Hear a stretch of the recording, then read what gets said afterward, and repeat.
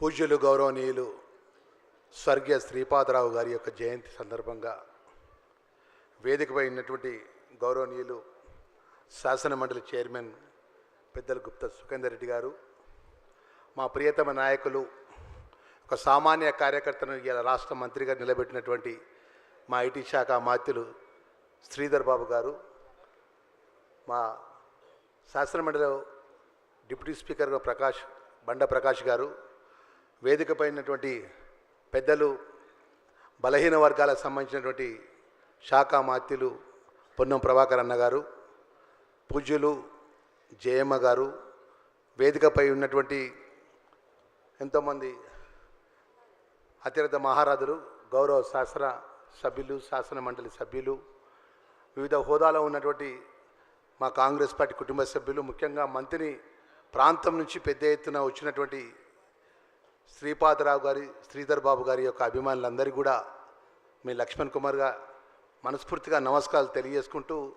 ఒక మహానీయుడు, మహోన్నతమైనటువంటి నాయకులు. ఆ రోజు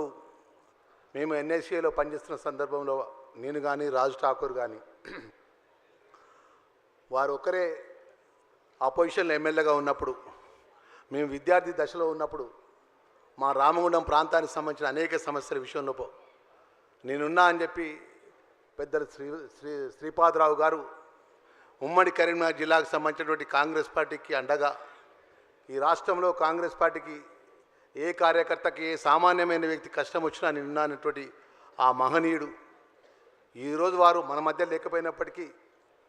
మరి ఆ గొప్ప మహనీయుడి యొక్క జన్మదినాన్ని ప్రతి సంవత్సరం రాష్ట్రంలో ఉన్నటువంటి ఒక ఉన్నతమైనటువంటి వ్యక్తులతో లైఫ్ అచీవ్మెంట్ అవార్డు గౌరవ శ్రీధర్ బాబు గారు, అదేవిధంగా వారి కుటుంబ సభ్యులందరూ కూడా మా చేతుల మీదుగా ప్రతి సంవత్సరం ఆ మహనీయుడి గారి పేరు మీద లైఫ్ అచీవ్మెంట్ అవార్డు ఇవ్వడం, మరి అదేవిధంగా వారు చూపెట్టిన బాట ఏదైతే ఉందో ఒదిగిన కొద్దీ తగ్గి ఉండాలని, ప్రజాసేవే పరమార్థంగా ప్రజల నుంచి మంచి ఒక గొప్ప పేరు తెచ్చుకునే విధంగా శ్రీపాదరావు గారి పేరును ఏ విధంగా అయితే శ్రీధర్ బాబు గారి యొక్క నిలబెడుతుండో,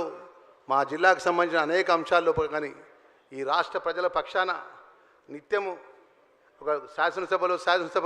మంత్రిగా, ఐటీ శాఖ మాత్యులుగా, ఇండస్ట్రీ మినిస్టర్గా యువతకు గొప్పగా మార్గదర్శనం తీసుకొచ్చినటువంటి శ్రీధర్ బాబు గారి నాయకత్వం లోపల